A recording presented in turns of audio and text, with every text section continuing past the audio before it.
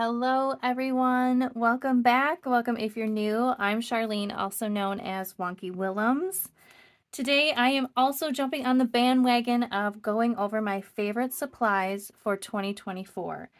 This is something I have had to think about for the past couple of weeks because I feel like I kind of change the supplies that I use depending on what I'm creating and what I'm kind of in the mood for. So when I thought about it as a whole of what do I really enjoy using and have fun using. And a lot of things stuck out to me. Some of them are old favorites that will probably stay in my favorites forever.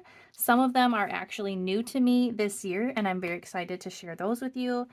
And so that I stay on topic, I have made notes for myself so we can kind of get through this in a timely fashion. So I think the best way to tackle this is I will introduce my favorite surfaces.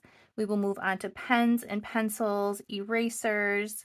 Then we will move into markers, paints, and some miscellaneous things. So let's start with surfaces. So when I talk about surfaces, it could be anything that you are drawing on or anything that helps you create the drawing for whatever it is that you are working on. So, something that I often use in the first step of my process of creating a finished piece is a sketchbook. I'm not very picky with my sketchbooks, honestly. It needs to be something that I can just use with pencil or pen. I don't tend to do a lot of actual artwork in my sketchbook.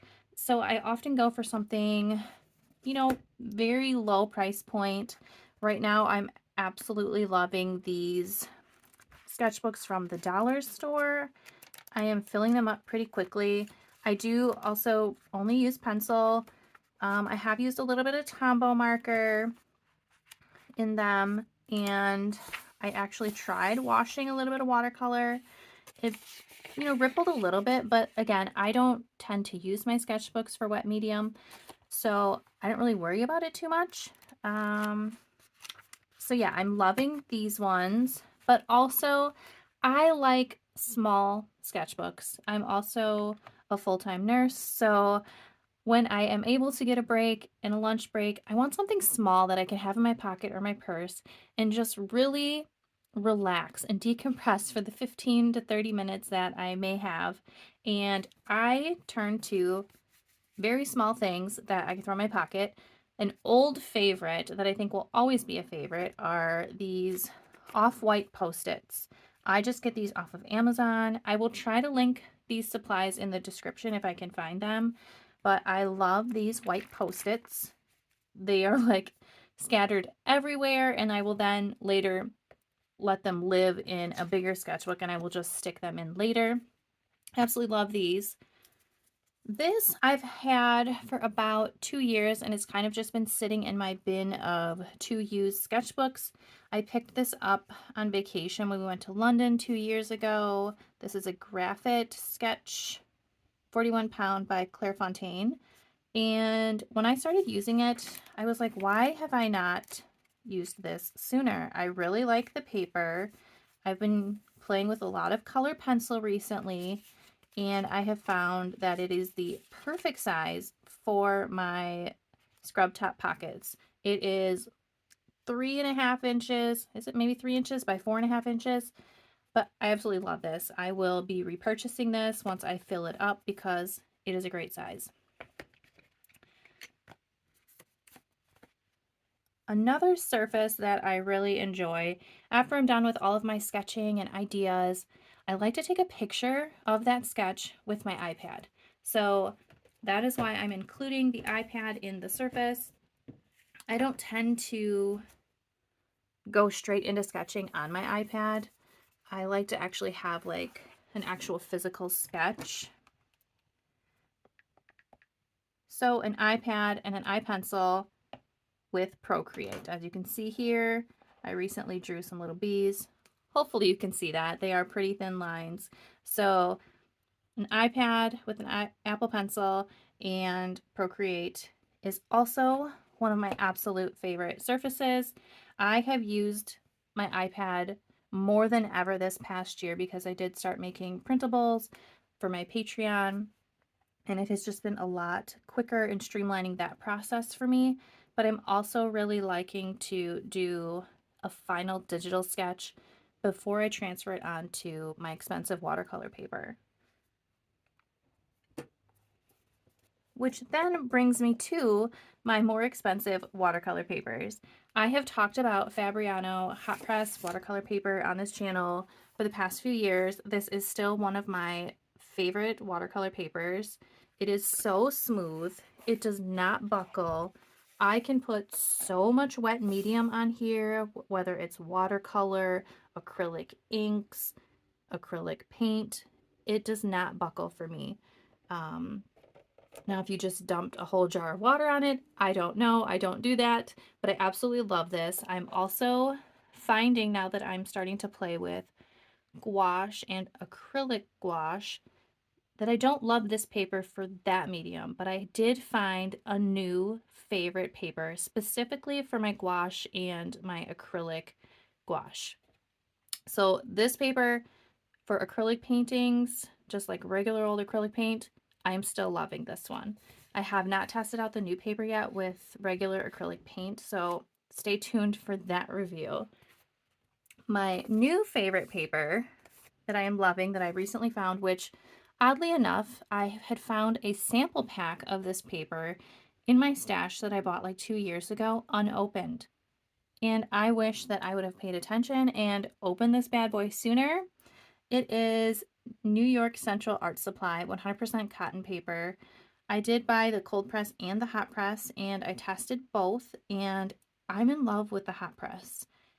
The texture of it is very similar to Arch's hot press paper, but I feel like the paint just glides better on this versus the Arch's, and this is way, way, way more inexpensive than Arch's. So that is like a double win. I actually have my paints right now swatched out on a piece of this paper. It just goes on so smooth. The colors show so vibrantly.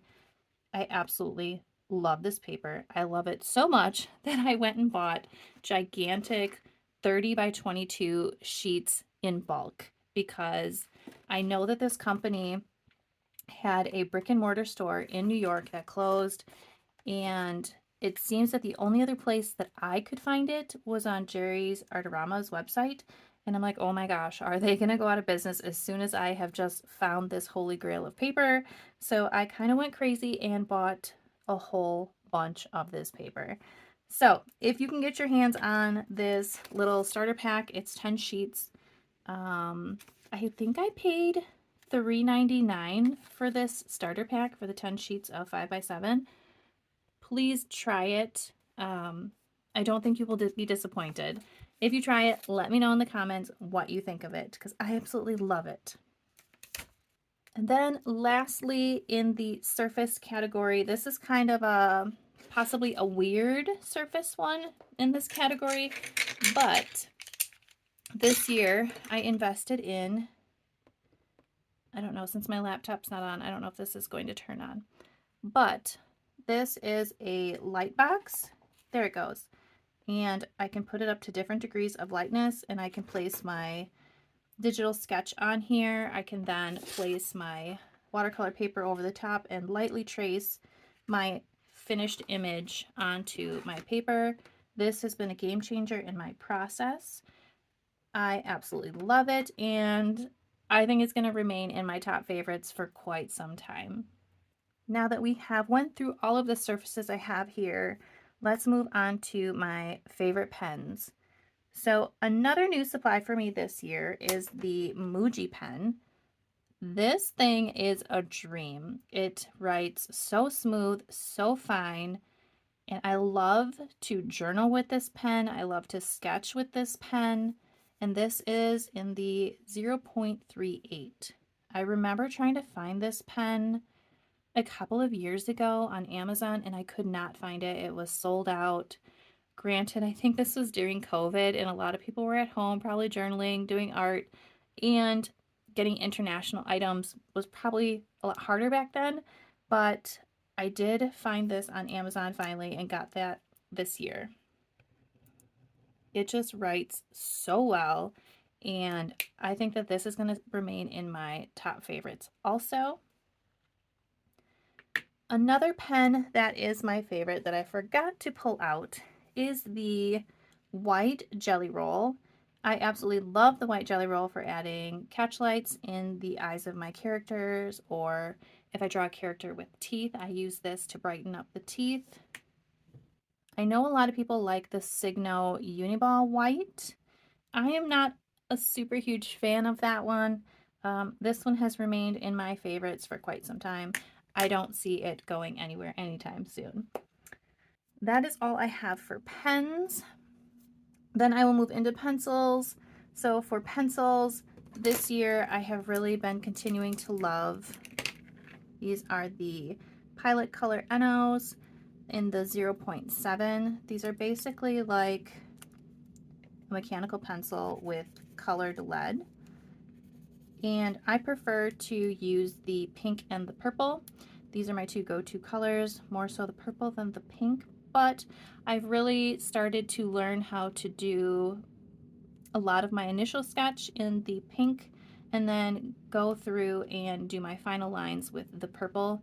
It's kind of like if you've ever seen illustrators do the red and the blue sketching.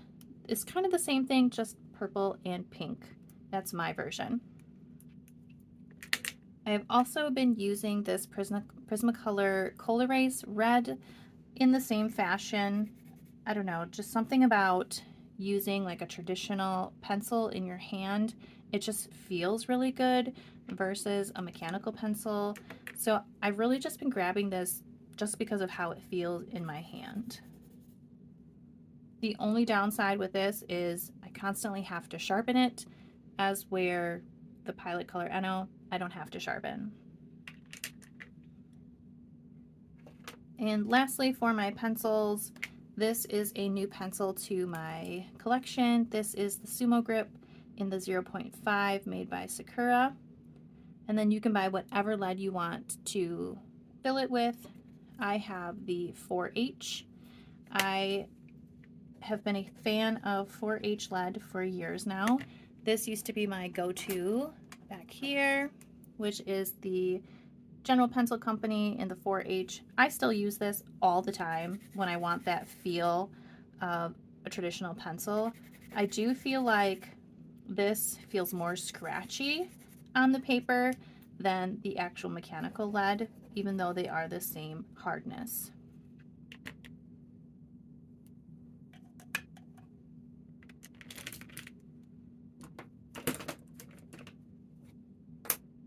And what would a pencil be without an eraser? So for erasers, I have been using the eraser that does come on the Sumo Grip. It just has a roll up. It's like a stick eraser. So I have been going to that. It does erase pretty well. But my other two favorites are just this Papermate White Pearl eraser. I have tons of these. I have used these forever. I think I've used these since high school. I don't see any reason to change to any other eraser at this point. They always worked. They don't get like that weird like film around them and like start to smear your paper, or some erasers will. So I just stay with this one. And then I also have a kneaded eraser. I love a good kneaded eraser. I use this for every finished piece. Once I get my sketch on there, before I paint it, I roll it over to take as much lead or color off that I can before I start painting. For markers, I am very proud of myself. I have found myself reaching for my collection of Tombow markers on a weekly basis this year. That was one of my goals for my supplies this year, to use my Tombow markers more, because they would just sit on the shelf looking beautiful and never get used.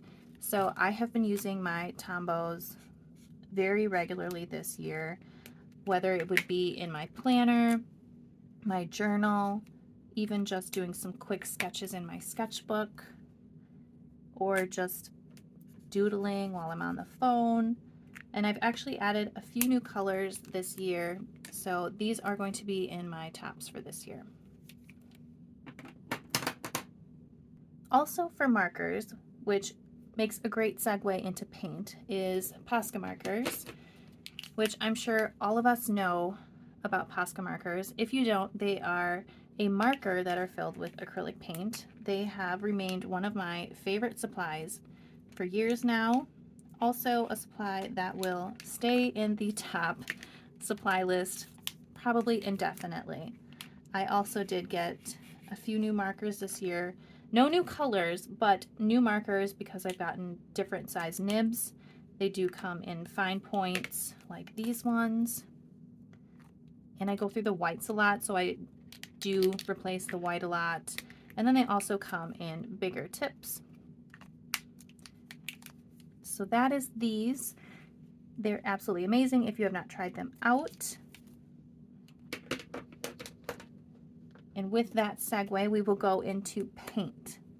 So for acrylic paint, I don't get too fussy or fancy about my paints. I do have professional grade paints as well as quote unquote craft paint or student grade paint.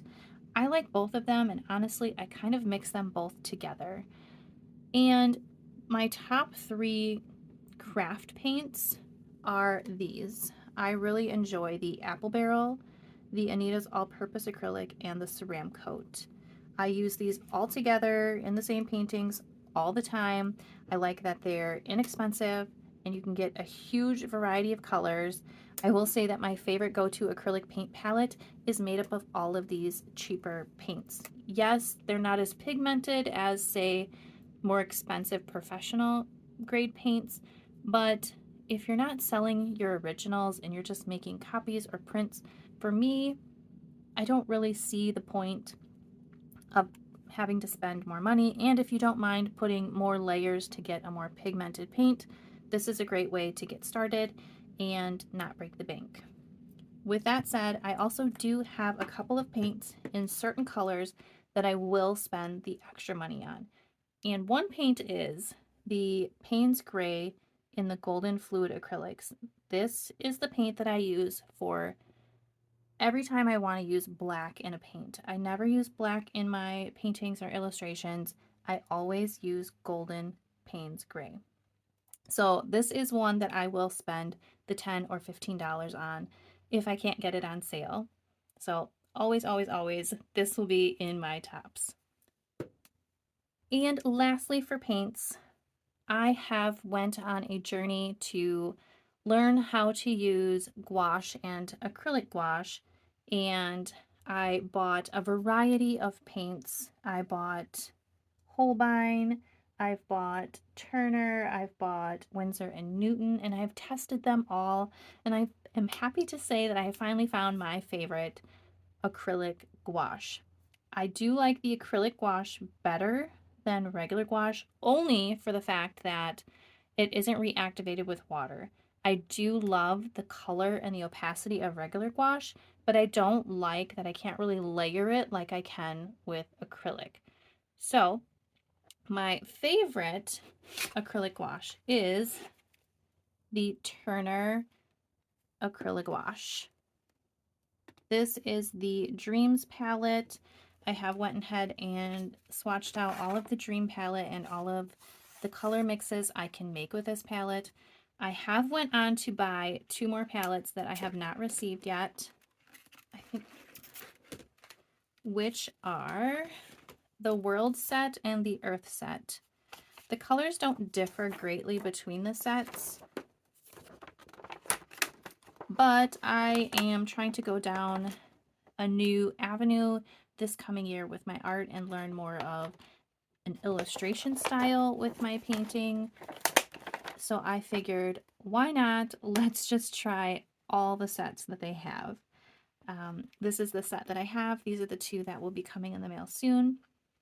I will also do a color mixing chart with those. I even might do like a gigantic color mixing chart with all of them to see all of the colors that I could make with all of them.